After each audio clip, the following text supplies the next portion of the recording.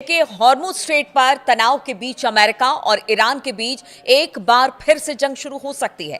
अमेरिकी राष्ट्रपति Donald Trump Iran के खिलाफ फिर से बड़े पैमाने पर सैन्य अभियान शुरू करने पर विचार कर रहे हैं। वॉल स्ट्रीट जर्नल ने अमेरिकी अधिकारियों के हवाले से इस बात की जानकारी दी है। रिपोर्ट में यह भी कहा गया है कि फिलहाल ट्रंप ने परमाणु कार्यक्रम पर बातचीत जारी रखने की अनुमति दी है और उनका कहना है कि अभी बातचीत होने दीजिए, अगर लगता है बातचीत नहीं होगी तो फिर कोई बड़ा हमला ईरान के लिए प्लान किया जा रहा है।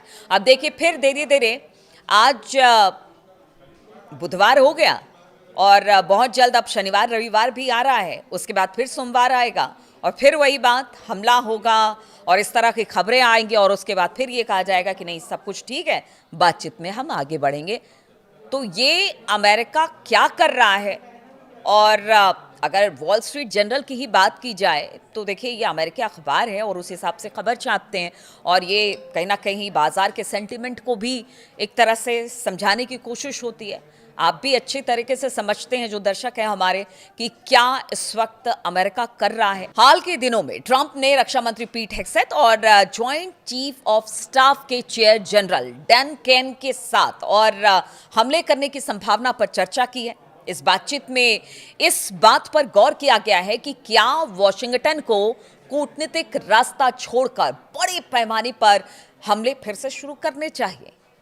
तो देखिए एक तरफ शांति समझौता हुआ है, कहा यह गया कि ईरान की बहुत सारी बातों को मान लिया गया और ईरान ने भी हमारी तमाम बातों को मान लिया, फिर आखिर क्या जरूरत पड़ी है कि अब चीफ ऑफ स्टाफ से बातचीत हो रही है, अपने रक्षा मंत्री से बातचीत कर रहे हैं ट्रंप और कह रहे हैं कि क्या हमें फिर से हमला शुरू करना चाहिए। आखिर अमेरिका चाहता क्या है?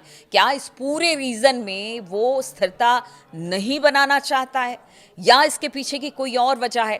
देखिए जिस तरह से अधिकारियों से बातचीत की है ट्रंप ने, अधिकारियों ने इसे काम पूरा करने की कोशिश बताया है। उनका कहना है कि जो काम अधूरे में छूट गया है उसे पूरा कर, तो फिर आप मतलब सवाल यही उठता है कि फिर आपने शांति वार्ता क्यों की?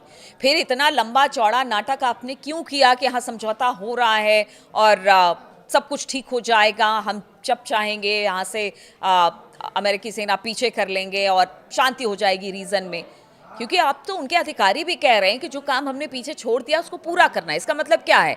क्या ईरान पर जो हमला था अभी अधूरा है, उसे पूरी तरह से अब करना है और एक बड़ा हमला होने की बात हो रही है सामने? इससे तो यही अंदाजा लगाया जा सकता है। देखिए राष्ट्रपति ट्रंप ने हाल के दिनों में संकेत दिया कि अगर ईरान समझौते का उल्लंघन करता है तो वो एक बार के हमलों की इजाजत एक बार फिर से वो दे सकते हैं। और ये पिछले हफ्ते हुई घटना की तरह है जिसमें अमेरिकी सेना ने ईरान के ठिकानों पर हमले किए थे।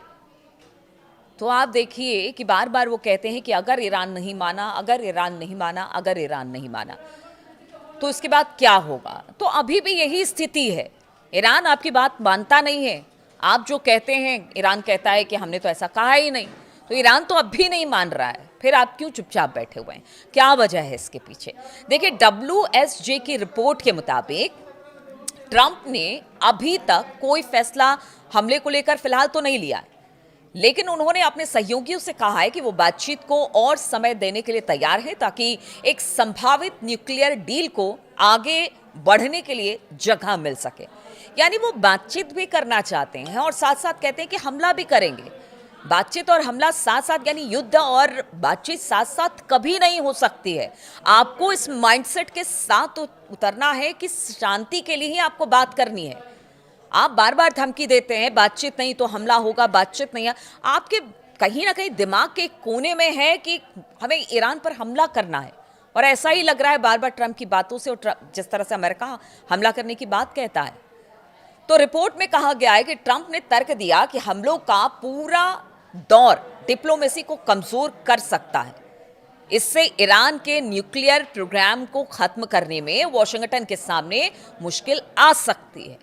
मतलब वो बातचीत शुरू करने से पहले ही बता रहे हैं कि मुश्किल आ सकती है।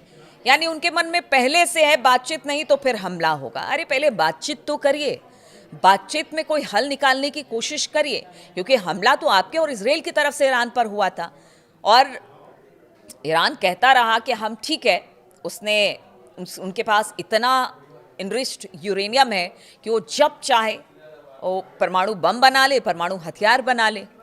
यह आशंका तो है लेकिन उसने कहा, ईरान ने कहा कि देखिए अभी हम ऐसा कुछ नहीं करने जा रहे हैं और इस बात को हम कहते रहे हैं, बार बार कहते रहे हैं। तो फिर पहले बात करिए, बात करके चीज़ों को सुलझाने की कोशिश कीजिए, उससे पहले आप इसे मुश्किल बता रहे हैं तो फिर बातचीत कैसे होगी। इस बीच ईरान के मुख्य वार्ताकार मोहम्मद बाकर गालिबाफ ने कहा कि अमेरिका के साथ बातचीत तेहरान की प्राथमिकता है, लेकिन वो युद्ध के लिए भी तैयार है। सरकारी टीवी पर एक इंटरव्यू में गालिबाफ ने कहा कि हम बातचीत कर रहे हैं, लेकिन अगर बातचीत का कोई नतीजा नहीं निकलता है तो हम युद्ध के लिए भी तैयार हैं। और ये ईरान फर्स्ट डे से कह रहा है, ये बताने की जरूरत नहीं है। अगर अमेरिका और ईरान के बीच फिर से जंग शुरू होती है तो हॉर्मुज स्ट्रेट जहाजों की आवाजाही फिर से बाधित हो सकती है।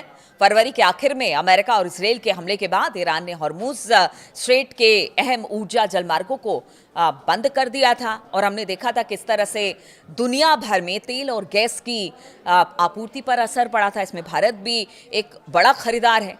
भारत में भी तेल और गैस के दाम में बढ़ोतरी हुई थी। फिर से युद्ध शुरू होने पर यह संकट बताया जा रहा है कि और ज्यादा बढ़ सकता है।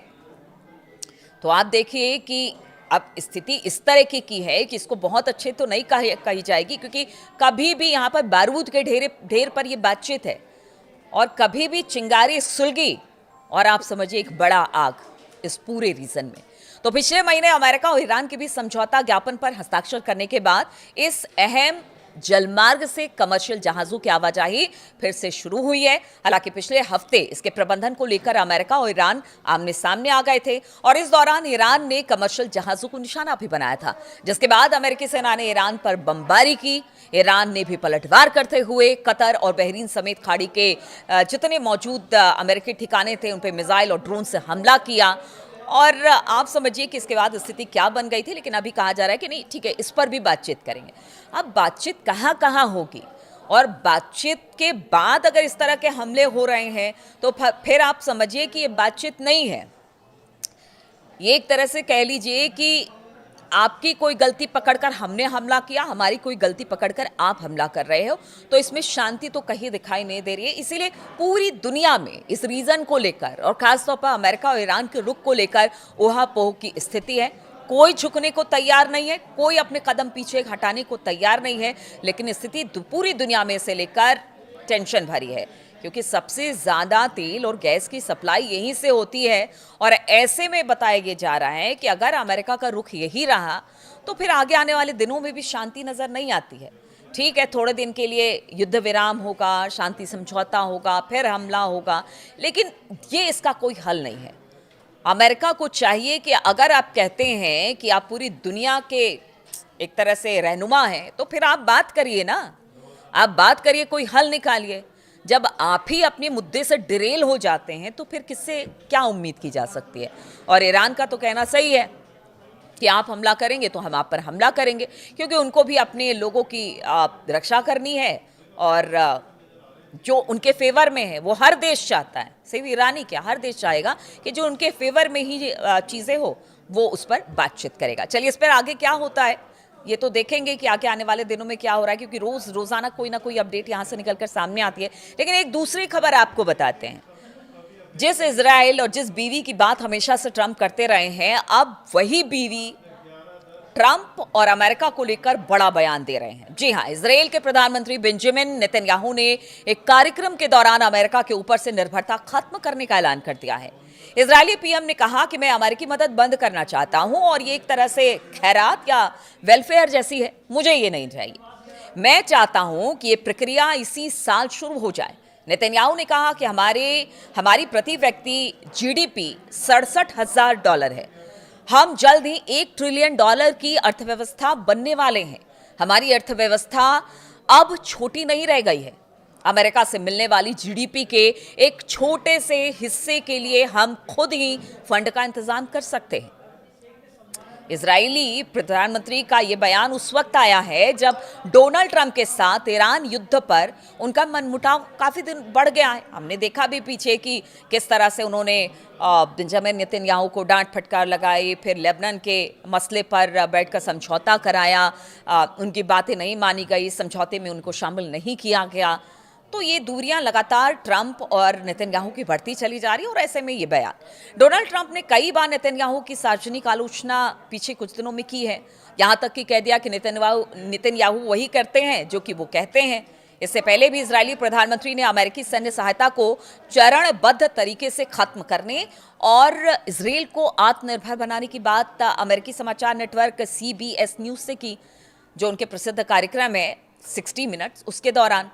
इजरायली प्रधानमंत्री का यह बयान तब आया है जब डोनाल्ड ट्रंप के साथ ईरान युद्ध को लेकर उनके बीच काफी मनमुटाव बढ़ गया है। डोनाल्ड ट्रंप ने कई बार नेतन्याहू की सार्वजनिक आलोचना कर दी और यहां तक कह दिया कि नेतन्याहू वही करते हैं जो वो चाहते हैं।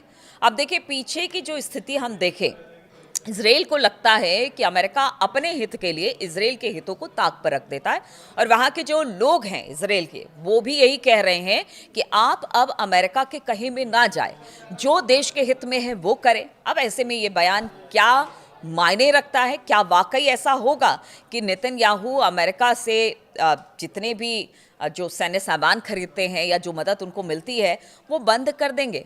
तो ऐसा तो नहीं लगता है। देखिए,